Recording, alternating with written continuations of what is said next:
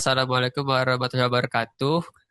Baik, kami dari kelompok satu ingin menjelaskan bagaimana cara kita bisa mengakses website Uniprot, kemudian mengakses website Dragbank dengan melalui Uniprot, beserta dengan mengakses website OMIM dengan melalui website Uniprot, beserta apa saja penjelasan-penjelasan yang ada pada website-website tersebut.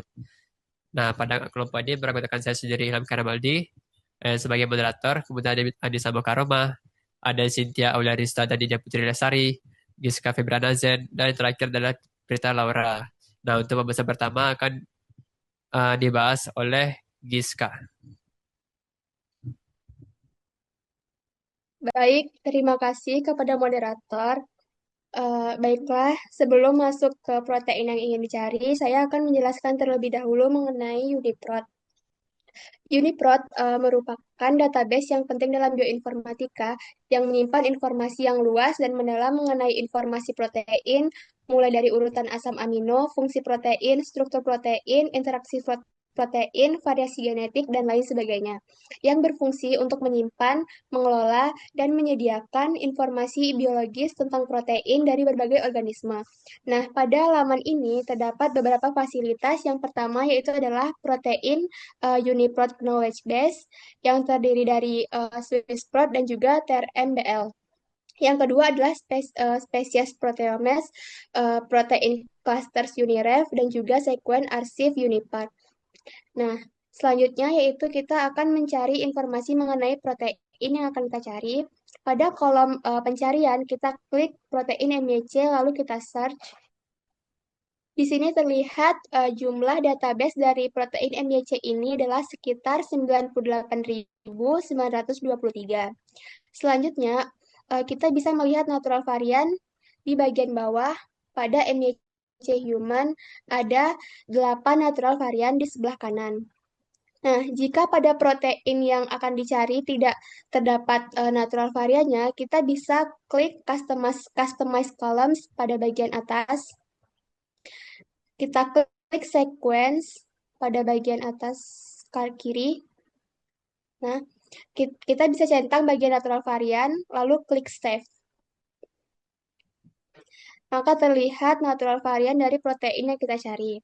Nah, selanjutnya yaitu kita melihat nama protein, gen, dan juga organisme dari protein MYC ini. Kita klik bagian entry pada MYC human. Nah, lalu akan muncul laman yang berisi nama protein, yaitu MYC proto-oncogene protein, gennya MYC, dan organismenya yaitu Homo sapiens atau humans. Baik, saya kembalikan moderator. Terima kasih. Baik, terima kasih kepada Giska. Untuk pembahasan selanjutnya akan dibahas oleh Prita.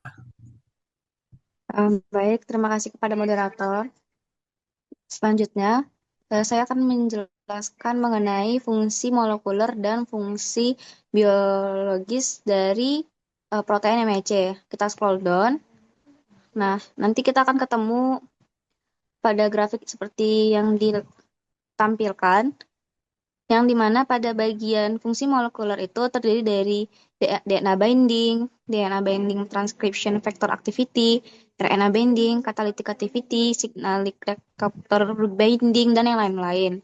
Nah, untuk melihat fungsi biologisnya, kita bisa lihat yang bagian sebelah kanan pada layar, yang terdapat fungsinya yaitu immune system process, karbohidrat metabolic process, DNA metabolic process, lipid metabolic process, cell cycle, dan yang lain-lainnya. Baik, saya kembalikan ke moderator. Ya, baik, terima kasih kepada Prita. Untuk pembahasan selanjutnya akan dibahas oleh Anissa Mokaroma. Baik, terima kasih kepada moderator. Nah, setelah kita melihat informasi mengenai fungsi protein pada proses biologis, selanjutnya kita bisa memeriksa lokasi subseluler dari protein ini. Nah, pada laman yang sama kita scroll ke bawah hingga menemukan bagian subcellular location.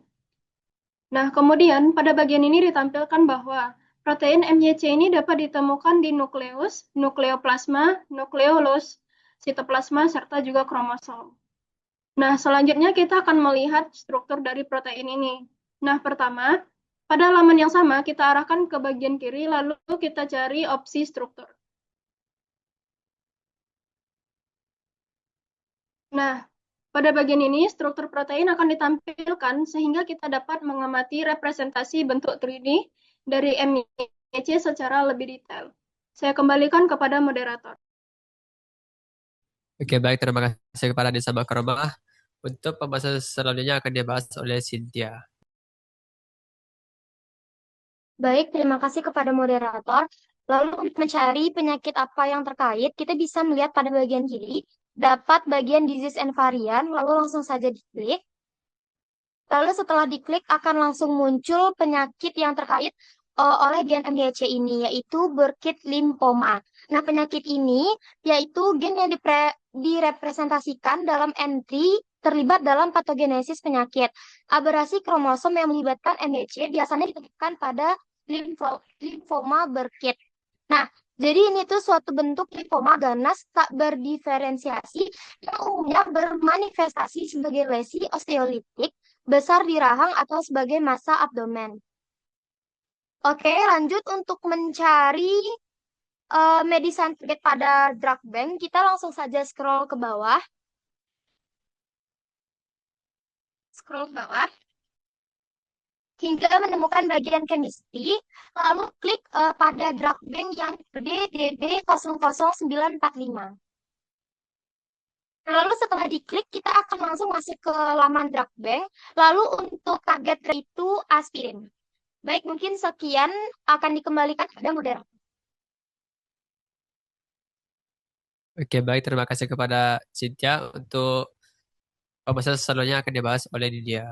Selanjutnya itu kita akan melihat generic name, ACC number dari drug bank, kemudian struktur gennya, dan juga melihat chemical formulanya. Nah, pertama itu dari halaman ini kita scroll ke bawah sampai kita menemukan identification. Nah, di sini akan tertera generic name dari gen ini itu adalah acetyl salicylic acid, di mana accession number pada drug bank-nya itu adalah DB00945. Untuk melihat strukturnya, kita scroll lagi ke bawah. Nah, di sini akan kita lihat struktur 3D dari protein ini. Nah, kemudian untuk chemical formulanya itu adalah C9H8O4. Selanjutnya, untuk melihat target pada protein ini, itu kita lihat di menu samping, kita klik target. Di sini ada 18 target bagi protein ini. Yang pertama itu adalah prostaglandin JH sintase 1. Nah, di mana aksi dari protein ini itu adalah sebagai inhibitor atau penghambat. Di mana fungsi umumnya itu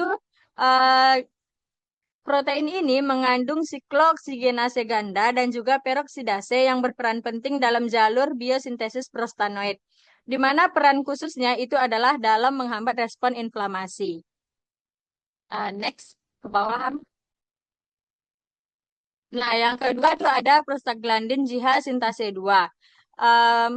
Fungsinya itu hampir sama dengan prostaglandin JH sintase 1, di mana dia juga sebagai inhibitor atau penghambat